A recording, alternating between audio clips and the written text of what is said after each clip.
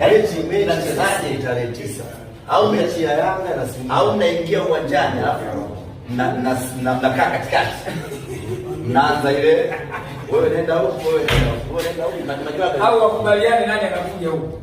Ndio mtafanya hivyo. Mnakubaliana au mnacheza? Chakei nenda huko. Damaro rudi huko. Sijui Buke nenda huko.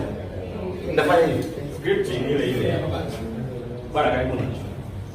Kia hero.